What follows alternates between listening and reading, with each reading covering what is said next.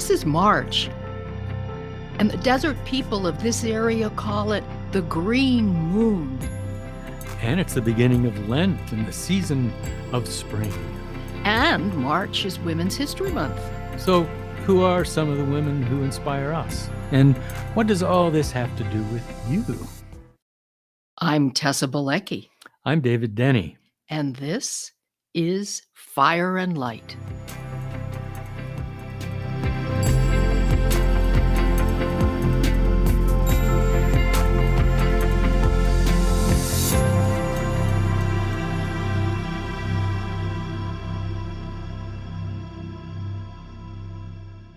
This is March, and you, Tessa, have recently learned something new about this month. Yeah, I was just camping in Organ Pipe National Monument with our friends Stephen and Joanne Hatch, and they have a wonderful visitor center there and a wheel that shows all the seasons of the year and the names that the desert people of southern Arizona call the months of the year. Our people here are known as the Tohono O'Odham. We are living on their lands, and they call themselves the desert people. And I loved their earthy connection to each month. Instead of a kind of a more abstract or arbitrary name for the month, each month is connected to what's going on in the earth. So last month, February, was known as the gray moon because the landscape is so gray. It's kind of at the peak of its grayness. And then March, as spring begins, is known as the green month. And I just love this connection of identifying time with what you see in the landscape. That's how I try to live myself. Yeah, and you said already that spring is on its way this month. Yeah, and I have just reread for the upteenth time a poem that I do like to read at the beginning of every spring by Nancy Wood. And she says, the hand of winter gives up its grip to the sun. And I like how she uses that word grip. Here in Arizona, we don't feel winter gripping us the way they do in the Midwest and the Northeast. But still, we are experiencing a change in the season as the hand of winter gives up its grip to the sun. And for us Christians, it's also the beginning of Lent. Yeah, that's interesting because the word Lent is an Old English word for spring, or actually more literally, lengthening of days. And it's a tradition for Christians on Ash Wednesday to have the sign of the cross put on our foreheads with ashes. And what is said to us as this gesture is made is, remember that you are dust, and to dust you will return. And that reminds me that it's also known as a kind of a penitential season for some people. But you, Tessa, have a different take on that, don't you? Yes, the penitential aspect of it is valid. But the older I get, the longer I live, I see something different at this time of the year. And maybe we should mention what penitential means. Some folks might not use that word. It means to make a new beginning in your life. It means to change course, change direction, which sometimes people interpret as like some kind of punishment. That's what I'm opposing in my understanding of what Lent is. Mm-hmm. It isn't a season of punishment. It's a season for intimacy with the earth. So my understanding, when those ashes are put on my forehead, is remember, we are made of earth, and one day we will return to it. St. Teresa said that we are on the earth and we're clothed with it. So it's that earth intimacy, earth connection that I see as important during the season of Lent. That's right. In fact, in your Lenten meditation on tessabalecki.com, it's so earthy that you're even talking about worms and compost. Yeah, I know. I feel kind of crazy that my Lenten meditation should be about a pile of manure. I've shoveled a lot of manure in my days.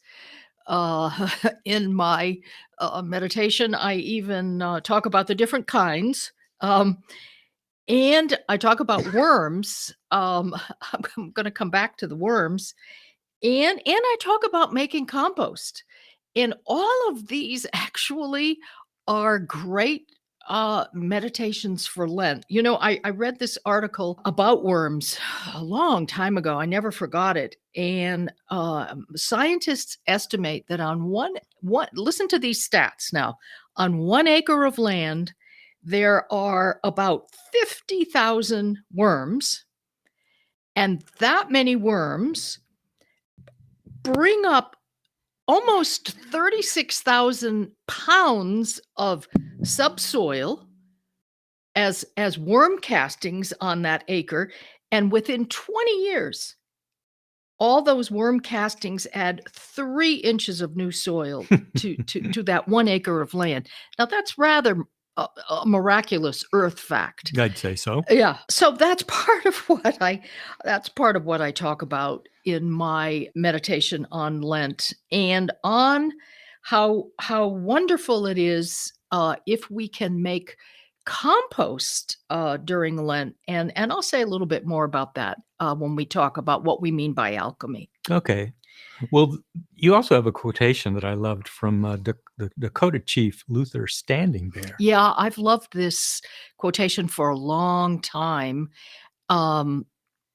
And he talks about, he lived at the end of the 19th century, and well, yes, he talks about the earth as a mothering power, as so many native peoples do, but he has this beautiful description of how the old folks loved to sit on the ground, and so they could actually touch the earth, be close to that mothering power.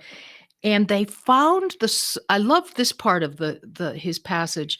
They found the soil soothing, strengthening, and healing.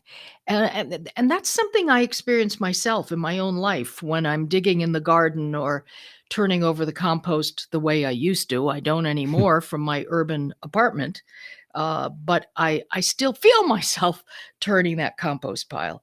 And he also said, Luther Standing Bear, that the other thing about this earth connection is that it enables us to it doesn't seem possible, but we think more clearly, we feel more keenly, and we see a lot more clearly into the mysteries of life. I know I certainly do. Yeah, I think a lot of people have had experience even in other countries, for example, third world countries, we used to call them, but places where the people live closer to the earth, it makes a big difference. Yeah, I know you spent all that time in Brazil, for months, and Yeah, I didn't even have a house.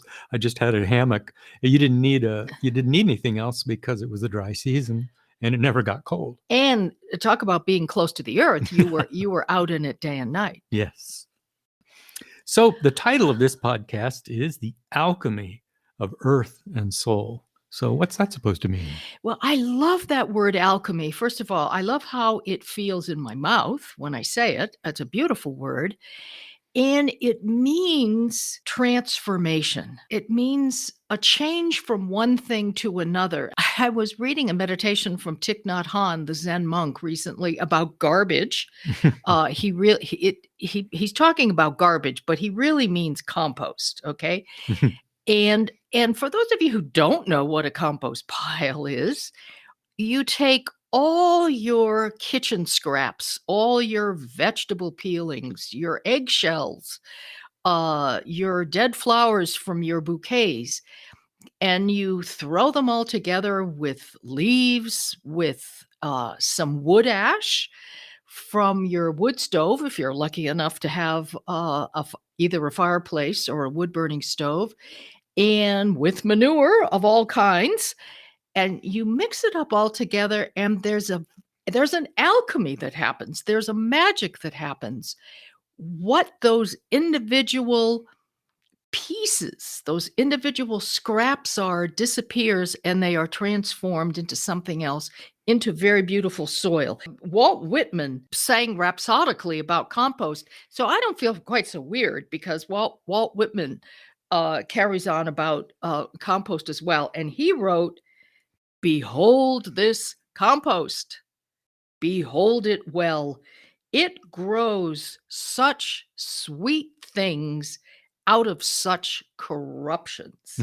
That's beautiful. And remember, Dave, you speaking of Thich Nhat Hanh, I mean, you had the privilege of not only hearing him, but you got to interview him. It's a great interview that you did on the Sand and Sky website with him. If you listeners have not looked at that, it's well worth looking at it. What does gata mean?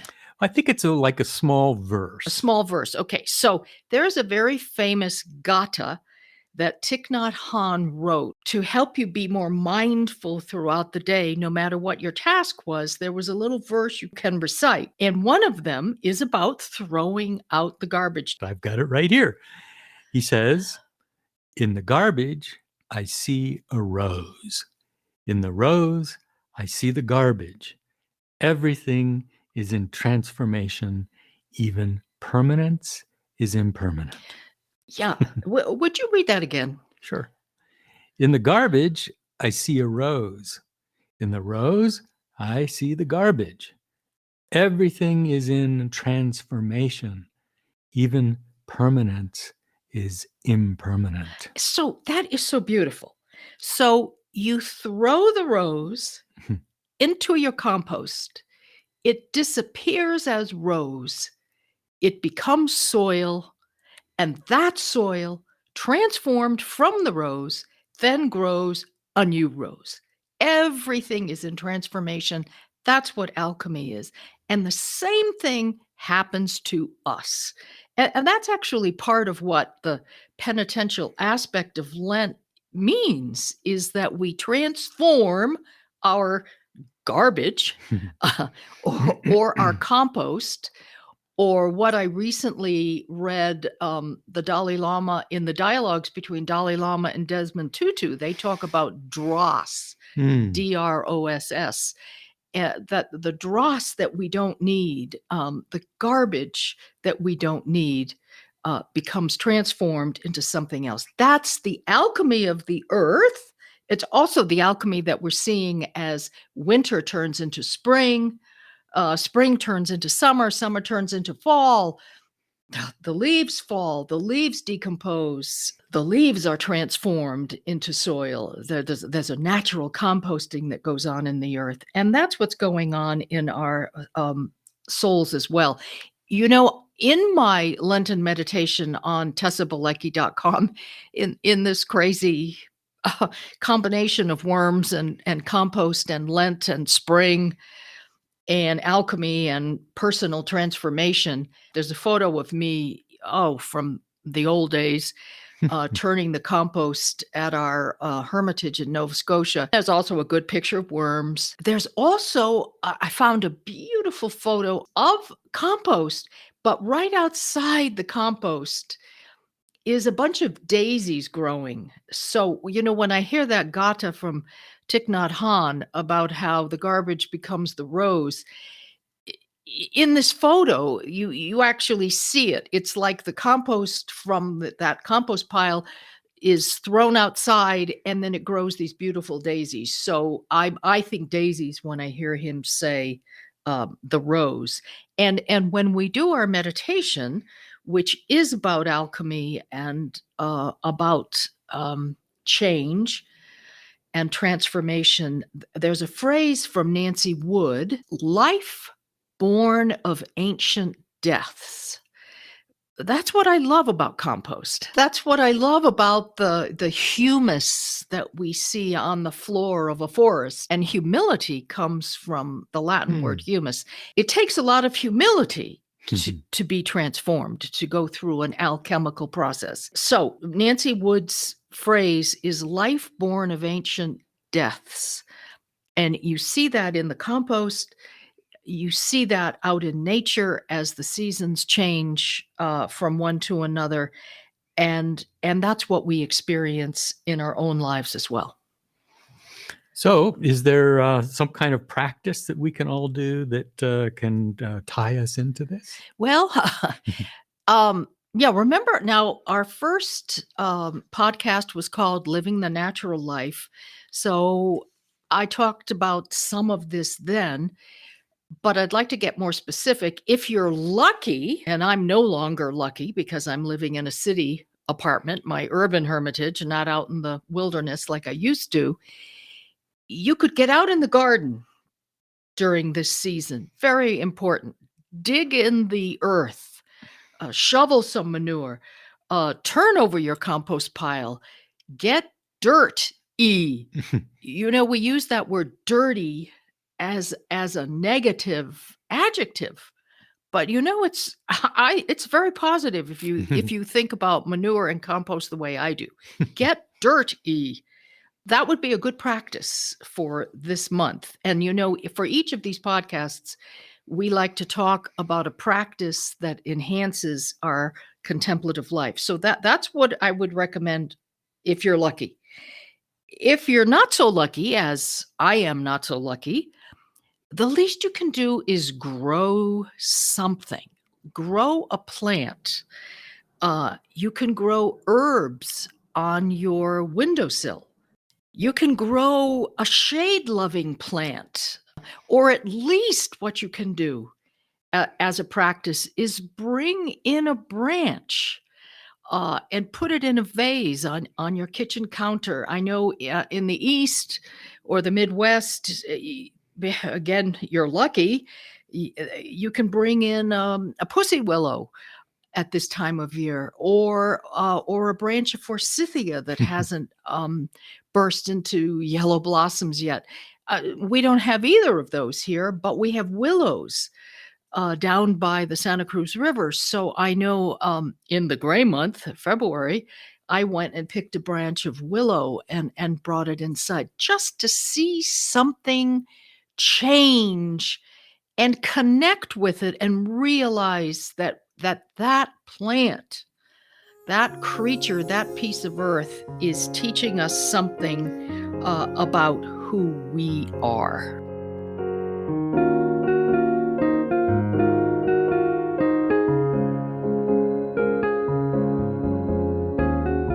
March is also Women's History Month. It's rather remarkable, I think, on our Desert Foundation website, which is called Sand and Sky. There are many women who are featured on that homepage. Now, who are they, Dave? And in honor of Women's History Month, and why mostly women? Well, the second one first. Why mostly women? Well, for a few thousand years now, it seems like we've been hearing more than enough from men. So it occurs to me that it's a good time in our history to be listening a little more to the wisdom that often comes from women. So that was part of the thinking behind our homepage. We've got bell hooks on our homepage, a wonderful feminist Black woman who just recently died. And Lorraine Eiler, a Tohono O'Odham woman, that's a native from this part of the world. We have the Palestinian-American poet Naomi Shihab Nye, and we have the wonderful Sikh teacher and lawyer and activist Valarie Kaur. I'm particularly struck by bell hooks. I have to say, I discovered bell hooks because somebody told me she had quoted my book, Holy Daring. So I was curious, what is this Black feminist writer doing quoting Holy Daring? And I went and got the book, which is called About Love. And yes, there are passages from Holy Daring. also, one of the most fascinating chapters in that book for me was she's talking about patriarchy and how much damage patriarchy has done. But her take is the damage it's done to men, which I think is quite fascinating. Yeah, I think that's a really important point. She makes that men are trained to wield power instead of loving justice, is basically the way she sums it up. And that puts us in a really dehumanized position. So it not only is a terrible thing to women, but it shrinks the humanity of the man himself. So she really has some wonderful thoughts on men learning to love justice, which means giving each person his or her due, making space for everyone, acting out of a deeper empathy for others.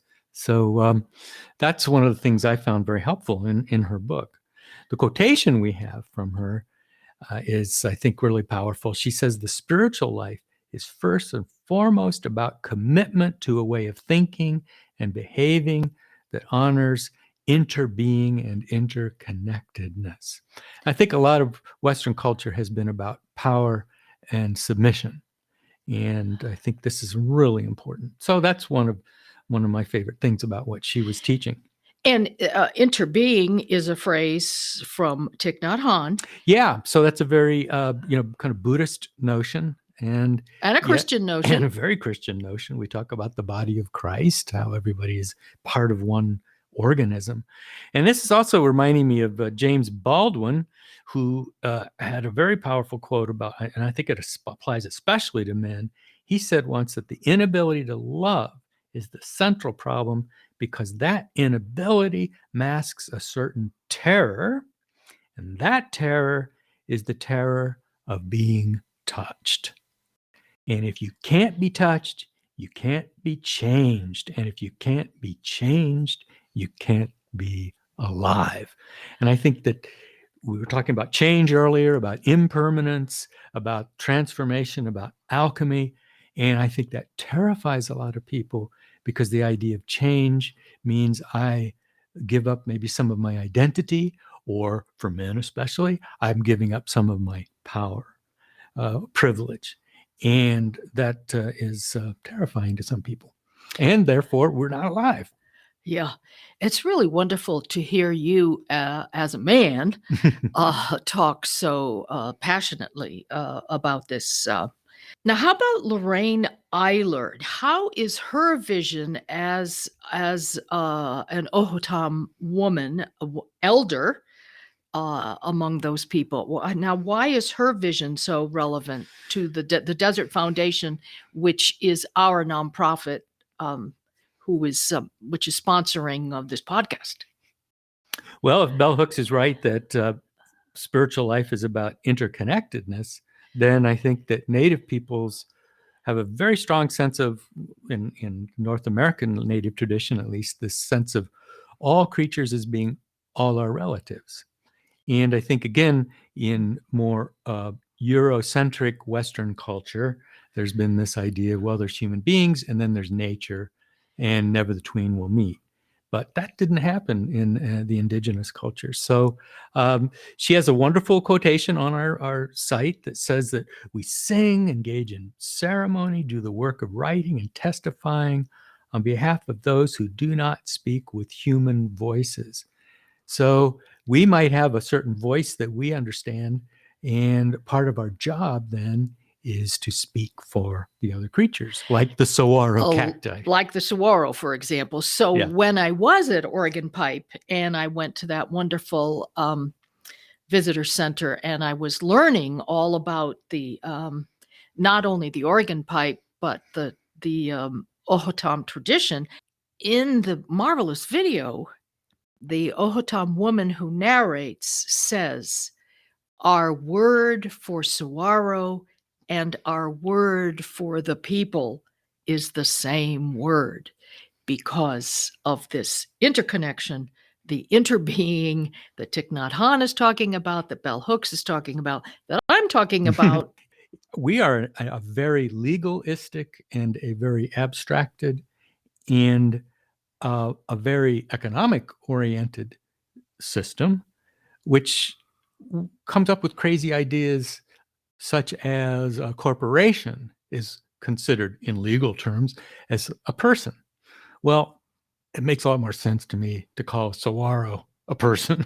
Where we live, where the influence of the native culture is so strong, and that in books that are coming out, in programs on television, in films, more and more we are hearing the Native American voice, the Native American vision, which is the antidote that our masculine culture needs. How about Naomi Shihab Nye, a very special woman?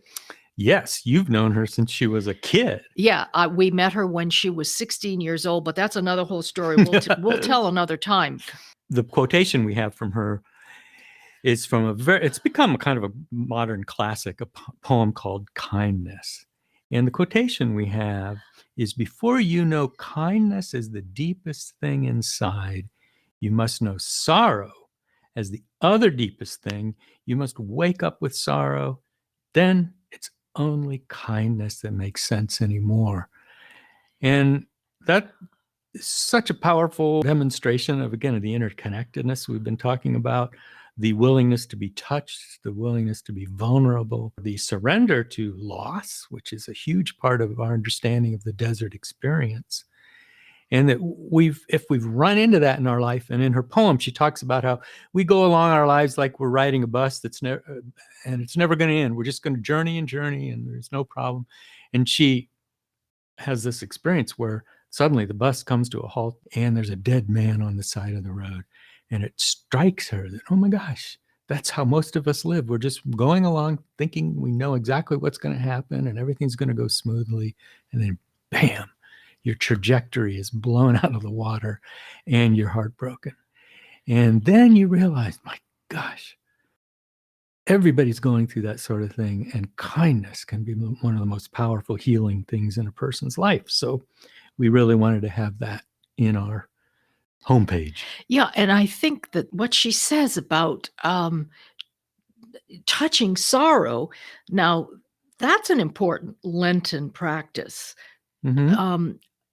Touching our sorrow, looking at it, not being afraid of it, the sorrows of other people, the sorrow of the world, and Yes. and then the practice of kindness that comes out of that. Yes. I think sometimes we look at the world and we see how difficult things are, and we think maybe, well, kindness, I mean, that seems kind of a weak antidote. But I'm thinking of kindness in terms of a kind of the love that actually Dr. King described. And I love how he talks about how powerful love is, how powerful kindness is. He says, power without love is reckless and abusive. Love without power is sentimental and anemic. Power at its best is love implementing the demands of justice.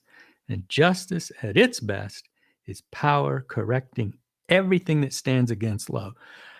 Now, that's a pretty powerful, I think, description of kindness and love. Yeah, and it's amazing. So Bell Hooks her book is about love. Naomi's talking about kindness, which is another word for love, and that brings us to Valarie Kaur, and who is she? Tell our listeners who she is, how amazing she is, and what her work in the world is. Speaking about love, Yeah. Well, she has a basic quotation that we have on our website, and it's also a title of her book, See No Stranger. You are a part of me I do not yet know. would you repeat that again? Yes. It's so short and simple, and it could change the whole world.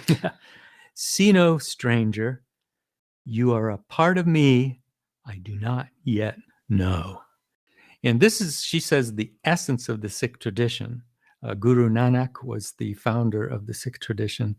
And to me, it's also, of course, part of the whole deep contemplative intuition of Christianity, that the Word became flesh, and through the Word all things were made. And so there is no such thing as those others. There's only us. And I remember somewhere Raymond Panikar, the great theologian, said that, you do yourself a great disservice if you don't know what it feels like to be a Jew, if you don't know what it feels like to be a Sikh, if you don't know what it feels like to be a Hindu, because it's a part of you that you may not know yet, but you would do well to learn, because there's a whole world of wisdom in all those traditions. So that's the title of Valarie's book. So beautiful memoir, and also lots of lessons learned on the very difficult situations in her life. Yeah, she's a deep inspiration. So if you go to sandandsky.org, go to the homepage, you will see all these women's names, the names of the books, and a little bit more inspiration from them. I would also like to say one of the powerful things in Valarie's book that I would really recommend everybody look at is that paths of growth, often in the Eurocentric Christian tradition, have tended to be very masculine, like climbing the mountain, as if you were conquering something difficult. And she uses very feminine images for spiritual growth, which include, of course, all kinds of descriptions of childbirth, gestation, labor pains. And it's very earthy and very oriented toward that kind of nurturing, which I think is a really good balance to some of the more masculine language in Western Christian spirituality. Yeah, I think we both found reading that book was one of the more important books that we've read in decades of reading books. See No Stranger. Yes. By Valarie Kaur, and that is spelled Kaur. Right. So if you go to sandandsky.org, you can see more about this. And if you are liking Sand and Sky, liking TessaBalecki.com, liking this podcast, on Sand and Sky, you can push that donation button and support us. Also, as we're winding down here, very quickly, we want to tell you, mark your calendars. We are going to be giving a retreat the weekend of April 14, 15 in Patagonia, Arizona. Mm-hmm. And the theme is the desert and poetry training for contemplation and compassion. And Dave is going to be reading some marvelous poems. I'm going to be talking about saguaros and what they have to teach us about living our contemplative life. And then we're going to do something very similar in the middle of July 14 to 16 in Big Sur, California. So you can join us in the desert in April, or you can join us on the cliffs above the ocean in Big Sur, California in July. And again, very soon on sandandsky.org, we'll be giving you those details for registering.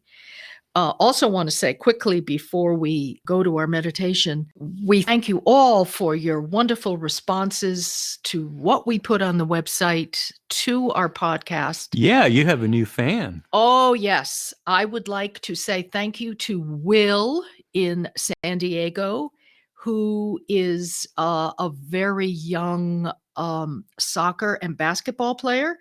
And he listened to our last podcast on his way to basketball practice.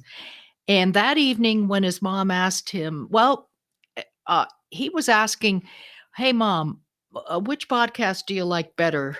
Julie's Library, which is Julie Andrews' podcast, reading children's stories, or Fire and Light? And Will said he likes Fire and Light. So thank you, Will. We really appreciate what you have to say. And one of these days, Dave is going to read his basketball poem. Stay tuned, Will. Stay tuned. You two have something in common. And our next podcast for April is going to focus on the joy of resurrection and the celebration of new life. So we're going to wait until after Easter for that. So it will come a little later next month than usual. So, time for our meditation.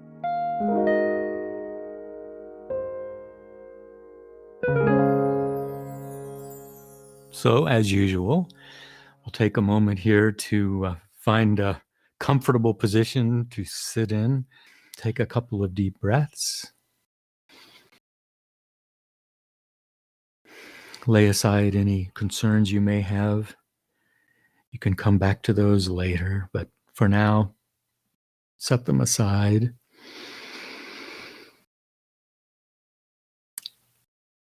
And let us begin.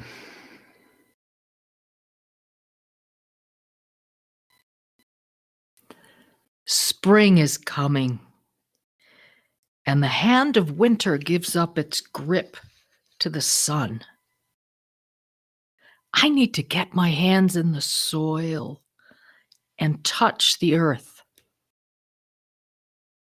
to remember that I am made of earth, and one day I will return to it. I sit on the ground. It smells so rich, and I tremble with the earth at the birth of what is green and innocent. I scoop some soil up in my hands and marvel that it contains so many births, so many deaths, and one day mine. The earth is waking up. Grasses and trees are waking up. I'm waking up too, feeling the growth all around me, in the earth, and in my soul, the deepest part of me. Life in the earth and in me, born of ancient deaths. The death of stems and leaves, blossoms and bones, my own dyings, my losses, my griefs. I remember that I am made of earth, and one day I will return to it. And I remember, unless a grain of wheat falls into the ground and dies, it remains a single grain. But if it dies, it bears a rich harvest. I gather soil in my hands again, and I smudge some on my forehead, just like ashes on the first day of Lent.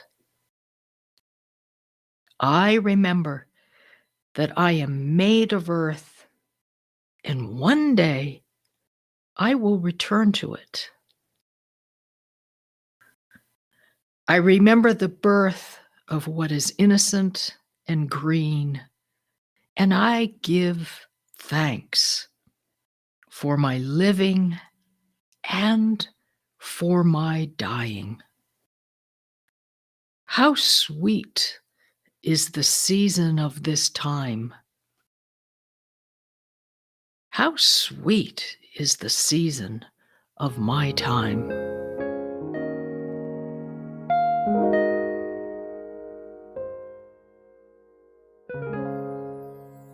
This is Fire and Light. Conversations on life, love, and soul.